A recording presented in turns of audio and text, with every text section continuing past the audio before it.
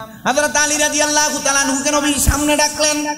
নবীজির জবান মুবারক থেকে নবীর থুতু মুবারক হাত মুবারকে নিলেন, নিয়া হযরত আলী রাদিয়াল্লাহু তাআলা আনহুর চোখ মুবারকের মধ্যে লাগিয়ে দিলেন এবং তার জন্য দোয়া করলেন।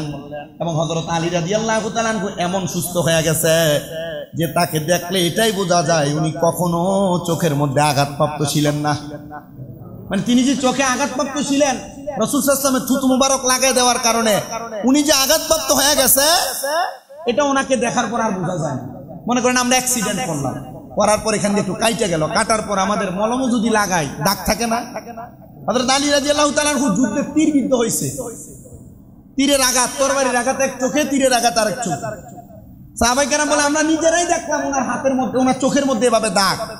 নবীজি যখন আলী রাদিয়াল্লাহু তাআলা আনহু ডাকলেন, আমরা বললাম ইয়া রাসূলুল্লাহ উনি চোখে ভালো করে দেখেন, অসুস্থ, আপনি ওনাকে দিবেন। আল্লাহ রাসূল সাল্লাল্লাহু আলাইহি ওয়াসাল্লাম ওনাকে কাছে ডাকলেন এবং রাসূলের থুতু মুবারক হযরত আলী রাদিয়াল্লাহু তাআলা আনহু দুই চোখে লাগিয়ে দিলেন। আমরা দেখলাম ওনার চোখের দিকে তাকিয়ে উনি যে চোখে আঘাতপ্রাপ্ত হয়েছে কিছুই বোঝা যায় না। এটা হযরত আলী রাদিয়াল্লাহু তাআলা আনহুর শান, আজমত, মর্যাদা।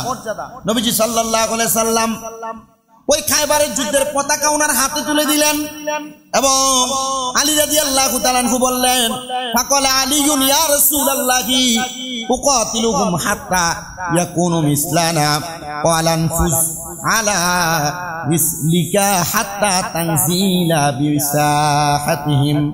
তিনি বললেন আমি কি তাদের বিরুদ্ধে যুদ্ধ করব যতক্ষণ না তারা আমাদের মতো হয়ে যায়। কাফিরদের বিরুদ্ধে হযরত আলী বললেন আমরা কি তাদের বিরুদ্ধে ততক্ষণ যুদ্ধ করব যতক্ষণ না তারা আমাদের মতো ইসলামে আসে।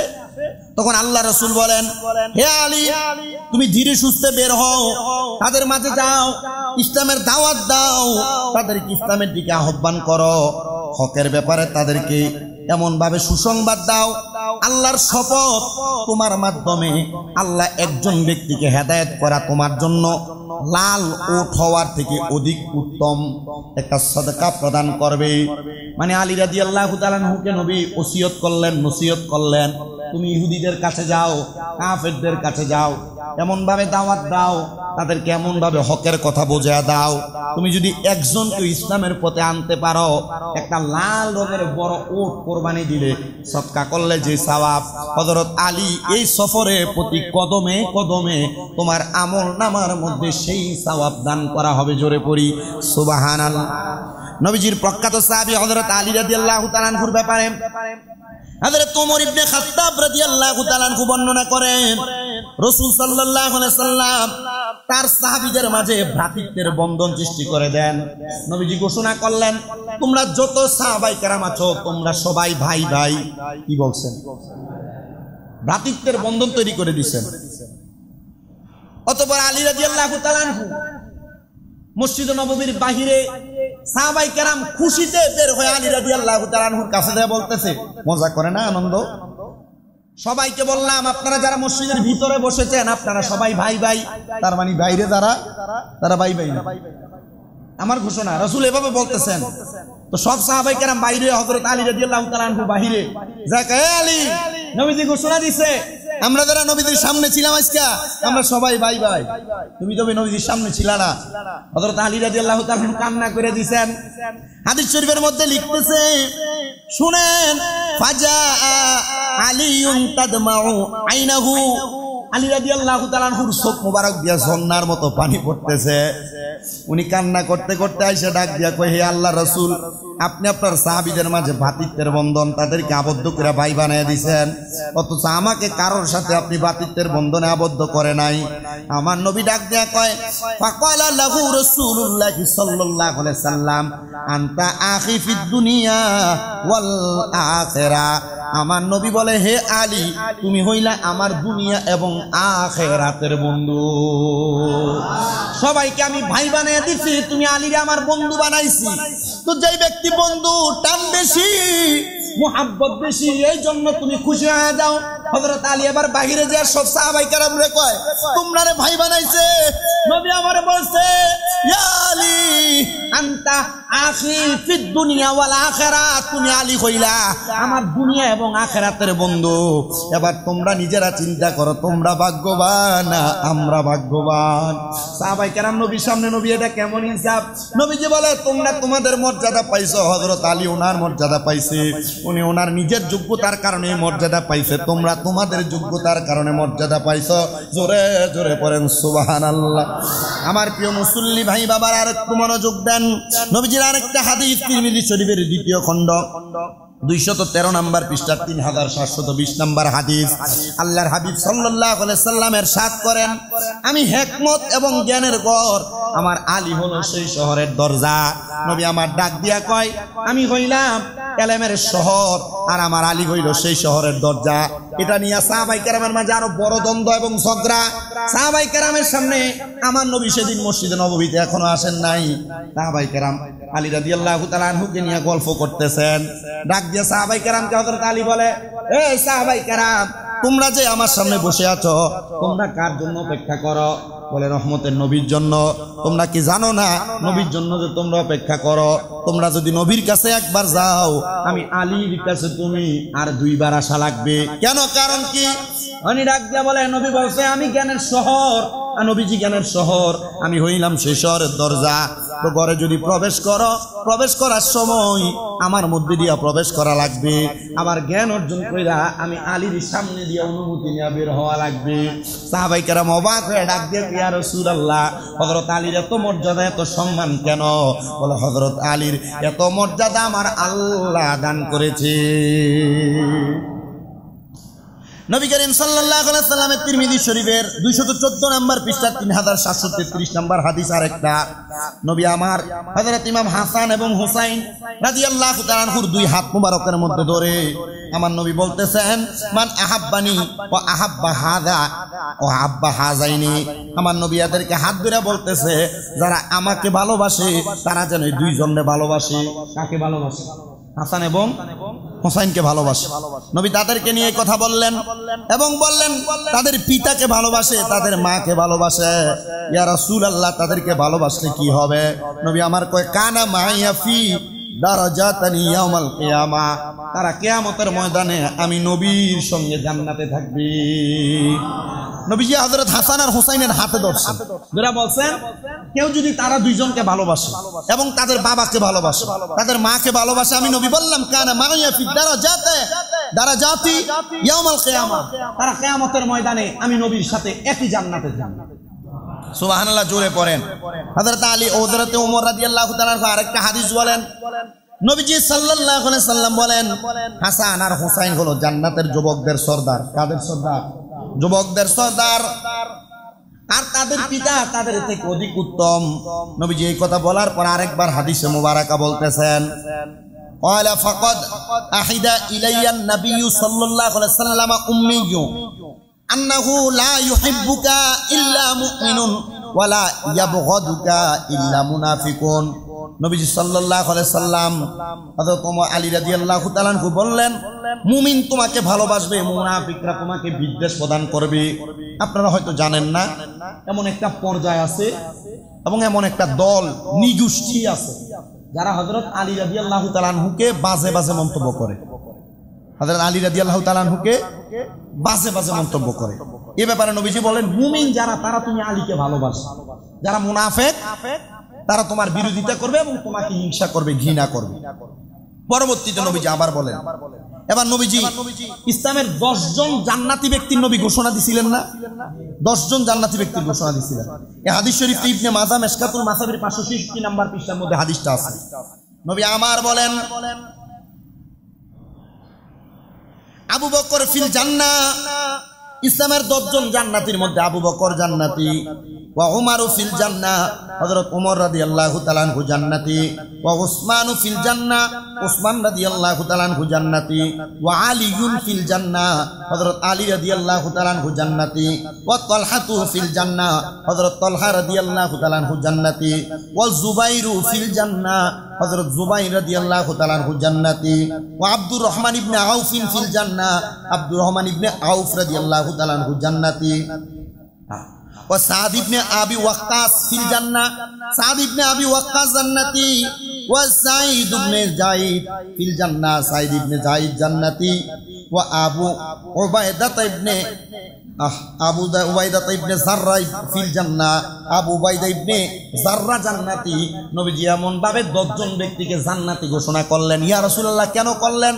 বলে এই 10 জনের মধ্যে আমার আলী রাদিয়াল্লাহু তাআলা আনহু আছে, এজন্য আলী রাদিয়াল্লাহু তাআলা আনহুর মহব্বতে এই 10 জনকে আমি নবী জান্নাতি ঘোষণা করে দিলাম। জোরে পড়ি সুবহানাল্লাহ।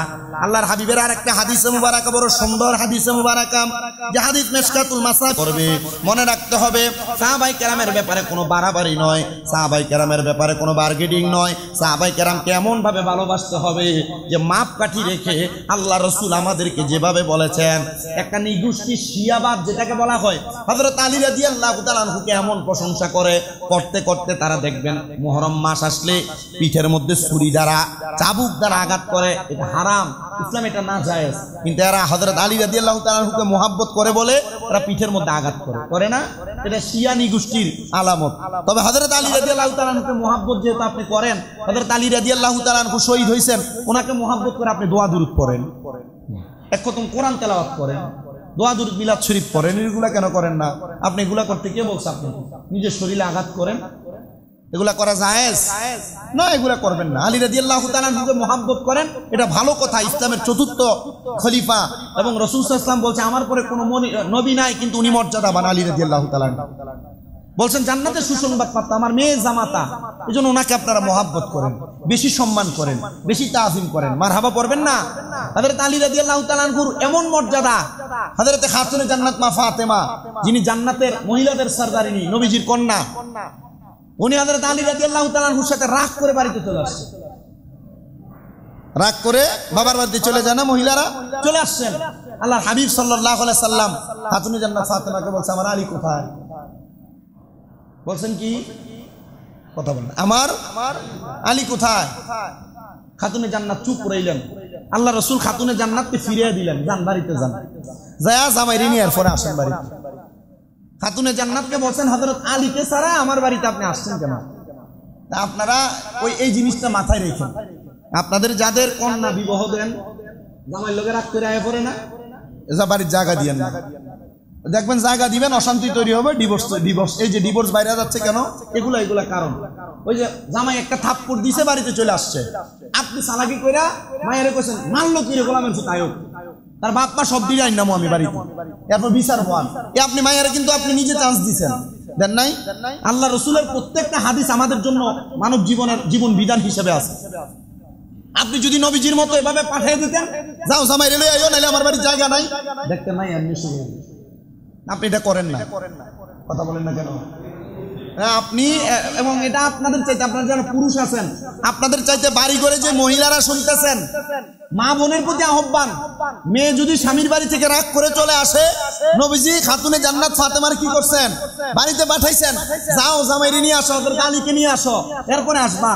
আপনারা এগুলো কইরেন, তাহলে দেখবেন যে মাইয়া আর রাগ করে আইতো না বেশি। মাগো বাপের বাড়ি তো জায়গা নাই, কি কথা কন না কেন? দরকার আছে তো, এগুলো করবেন আপনারা। আল্লাহ তাআলা আমাদেরকে করার তৌফিক দান করুন। আস্তে আমিন, আরো জোরে পড়ে না আমিন। হযরত আলী কাররামাল্লাহু ওয়াজহু অসুস্থ। কি হইছে? অসুস্থ। খাতুনে জান্নাত ফাতেমাতুজ জাহরা রাদিয়াল্লাহু তাআলা আনহারা এমন সাধারণ ভাবে খেদমত করেন নাই। আলী রাদিয়াল্লাহু তাআলা আনহুর পা মুবারককে খাতুনে জান্নাতের চুল দিয়া সুন্দর করে পরিষ্কার করে দিয়েছেন। এখনকার বেরিয়েতে কোন আমনে চুল দিয়ে দিতে, এখন চুল দিয়ে আইছি, ঠিক না? আপনি গরম পানি করে দিতে বললে দিতে চায় না এখনকার মহিলা। তবে যারা ভদ্র মহিলা, শালীন মহিলা, স্বামীর প্রতি যত্নবান, আদর্শবান, স্বামীকে মোহাব্বত করেওয়ালা মহিলা, এরা করে ভালোদের ব্যাপারে ভালো, ঠিক আছে না? এবারে ঠিক আছে, আগের তারা ছিল, অনকালা নাই, এখন কানাই। আল্লাহ তাআলা আমাদেরকে বোঝার তৌফিক দান করুন। আমি আমার মা বোনদের কাছে বলবো, আম্মা আমি বলি আপনারা জুমার দিন একটু তাড়াতাড়ি আইছেন। আমি যে বলি জুমার দিন আযান দিলে মহিলারা সকাল সকাল কাজকর্ম করে নামাজের মুসল্লায় বইয়েন, এই ওয়াজ দিকে বেরিয়েতে দরকার না। বেরিয়েতে ওয়াজ দিয়ে শুনলে লাভ হইতো না আপনারা? না, আপনি নিজে নাই ইয়া করবেন। আপনি যখন দেন মসজিদে আইয়েন তখন বেরিয়ে ভাত বয়, কারণ আপনি যাইয়া ভাত খাইবেন। আপনি এটা আগে আগে থেকে নসিহত করে সব কিছু ঠিকঠাক করেন যে জুমার দিনে তোমার কাজ হলো তাড়াতাড়ি ঘুম থেকে উঠবা, ফজরের নামাজ পড়বা, নাস্তা বানাইবা, কোরআন তেলাওয়াত করবা, কইরা দুপুরের খানা রেডি করবা, আমি যে টাইমে গোসল করবো তুমিও করবা, আমি মসজিদে যাবো তুমি আমাদের মুসল্লায় বসবা। আপনার কন্তবুকে হাত দিয়া কেউ বেরিয়ে শাসন করছেন? করছেন আপনারা? বুকে হাত দিয়ে বলেন তো করছেন? শুক্রবার আপনার বাইক মেহমান বেশি, এলাকার আমদা বেশি। আপনি এগুলা কইরেন, আপনার ঘরে শান্তি আসবে কই থেকে? আপনার কাছে মনে হয় শান্তি আসবে? আপনি মুসলমান দাবি করেন, কিন্তু মুসলমানের যে আদর্শ নৈতিকতা দিয়া আপনার ঘর সাজানোর কথা, আপনার ঘর সেভাবে নাই, জাহান্নাম বানায় রাখছেন এক ঘর। আপনি আমি একই জায়গায়। আমি যদি আমার ঘর ঠিক রাখতাম, আমার ঘরে এমন অশান্তি থাকবে না। কি কথা কন না কেন? তা আপনারা এটা কইরেন যে বইলেন বইরে সকালবেলা, আপনি সকালবেলা নিজেও ঘুমান, বেরিয়েও ঘুমান। আপনি নিজেও নামাজ পড়েন না, বেরিয়েও নামাজ পড়তে কন না আপনি। কি কথা কন না কেন? প্রথম আজকে ওয়া শূন্য থেকে যদি বাইক কন দিয়ে চান উঠছে বেরিয়ে আপনার এমন ফিস্কারি করবো। আস্তে আস্তে এগুলো কইব, আস্তে আস্তে ঠিক হয়ে যাবে। নিজেও পড়েন, নিজে বউরেও পড়ায়েন, নিজের সন্তানও পড়াইতে পাঠায়েন। কি দরকার নাই? দরকার নাই না। আপনি এখন থেকে আপনি যে আদর্শ তৈরি হবেন, আপনার সন্তান সেই আদর্শ অনুসরণ করবে। আপনি সন্তানের সামনে বিড়ি সিগারেট খাইবেন, গালাগালি করবেন, এই ফুতে আপনারও চাইতো না আপনার সামনে মুখের গালি দিয়ে বলে। না, আমি আদর্শের কথা বলতেছিলাম। মা বোন যারা শুনতেছেন, মা বোনের কাছে বলতে চাই, খাতুনে জান্নাত ফাতেমা যদি ওনার স্বামীকে এত মহাব্বত করে পা মুছা, পা পরিষ্কার করে দিতে পারে, খাতুনে জান্নাত তো জান্নাতের মহিলাদের সর্দার। আর আপনারা জান্নাতে হয়েছেন কিনা এটার কোনো গ্যারান্টি নাই। আপনারা জামাইয়ের খেদমত করতে পারেন না? বর্তমানের মহিলারা এটা আরো বেশি করার দরকার। আর বেরিয়ে জামাইয়ের খেদমত করবো একদিন, 2 দিন, 3 দিন, 5 দিন, 1 সপ্তাহ, বাপের ভাই। আল্লাহ আমাদের বুঝার তৌফিক দান করুন। আরো জোরে পড়ে না আমি। আজকে কার মর্যাদার বয়ান হয়েছে? হযরতে আলী রাদিয়াল্লাহু তাআলা। ইসলামের কয়তম খলিফা? সবাই কয় না। কয়তম খলিফা? 4র্থ খলিফা। জান্নাতের সুসংবাদ প্রাপ্ত, নবীজির চাচতো ভাই, আবার নবীজির মেয়ের জামাই। খায়বারের যুদ্ধে শহীদ হওয়া আব্দুর রহমান ইবনে মুলজিমের হাতে। আল্লাহ তাআলা আমাদেরকে সাহাবায়ে কেরামের মর্যাদা জানার পর ওনাদের আদর্শ নৈতিকতা গ্রহণ করার তৌফিক দান করুন। মহব্বতে পড়ে না আমি। এইখানে আরেকটা হাদিস শরীফ পড়ছিলাম, যেটা মুসলিম শরীফে এবং মিশকাতুল মাসাবিতে আছে। নবীজি সাল্লাল্লাহু আলাইহি ওয়াসাল্লামের আরেকটা শান এবং মর্যাদা এখানে ফুটে উঠছে। কি? আলী রাদিয়াল্লাহু তাআলার চোখ মুবারকে নবীজি কি লাগাই দিছে?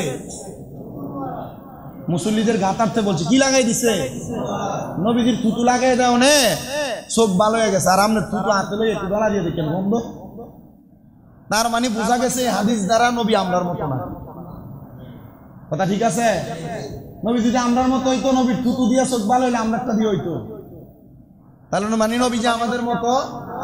বলে হুজুর কোরআনে কইছে। অবশ্যই কোরআনে সূরা ইয়াসিনের ভিতরে আছে। নবীজি বলছেন আমি তোমাদের মতো, কিন্তু এটা আমরারে কইছেন। এই আয়াতের ব্যাখ্যা কইরা পড়তে যায় দেখি, এই গত কিছুদিন আগে যখন আমার ফিকা পরীক্ষা হয়, তাফসীরের আয়াত পড়তে যায় দিই, নবীজি কাফেরদের কাছে যায় কইছে আমি তোমাদের মতো। কি লেগে কইলেন ইয়া রাসূলুল্লাহ? কারণ কাফেররা নবীর কাছে আইতে চায় না। নবীর মুজাজা দেখলে অন্য অন্য বড় বড় কাফেররা কয় এই মুহাম্মদের কাছে যাইছে না, জাদু করে। তখন আল্লাহ কইছে যে আপনি তার কাছে যায় কোন আমি তোমাদের মতোই একজন মানুষ, তোমরা আমার কাছে আসো, ইসলাম গ্রহণ করো। পরে আয়াত উদ্ধৃত করছে না?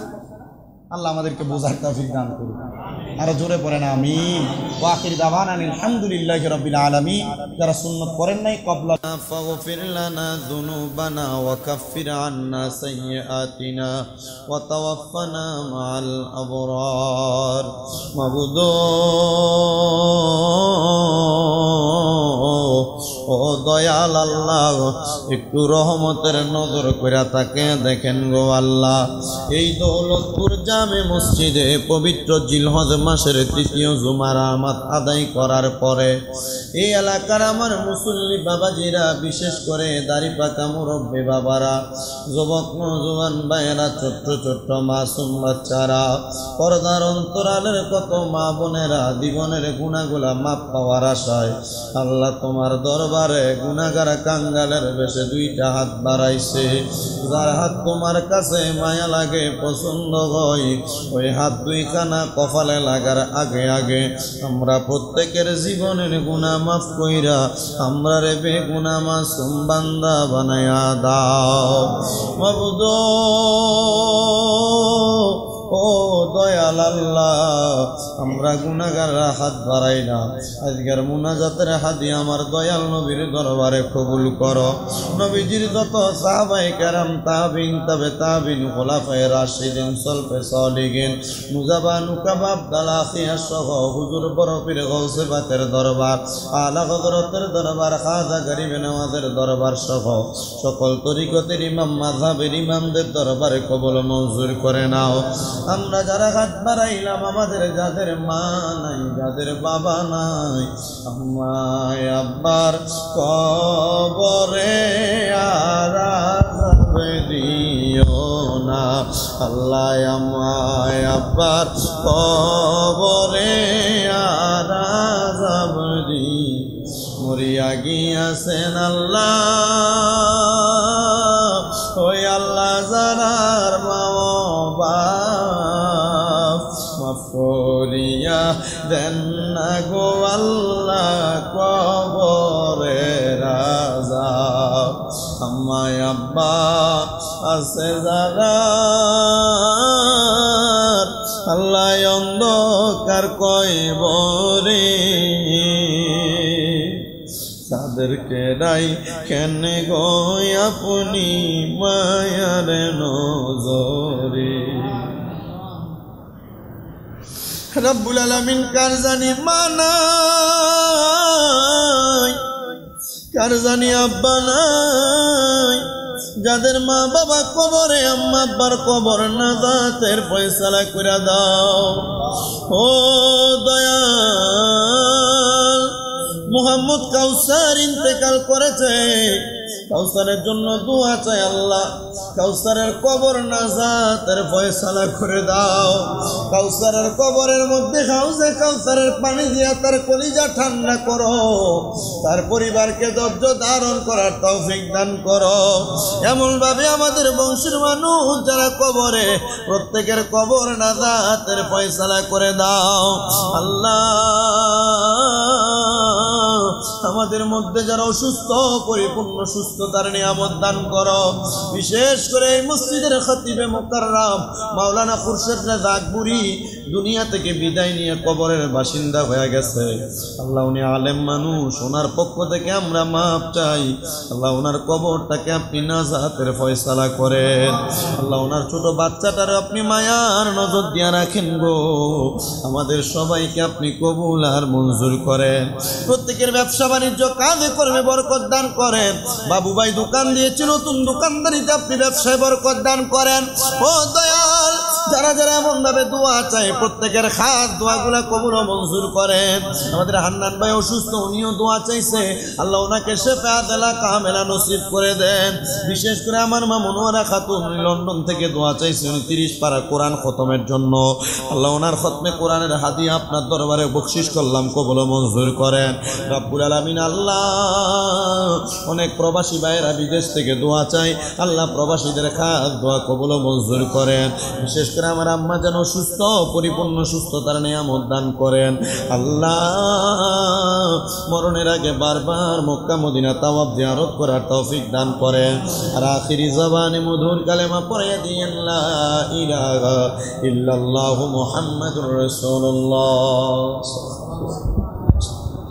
হ্যাঁ, জুমন ভাই ছেলে দিকে আসো, কারণ একটা কোরআন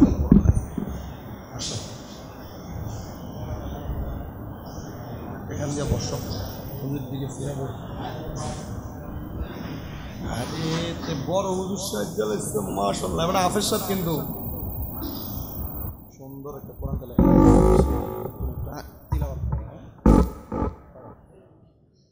আসসালামু আলাইকুম ওয়া রাহমাতুল্লাহ।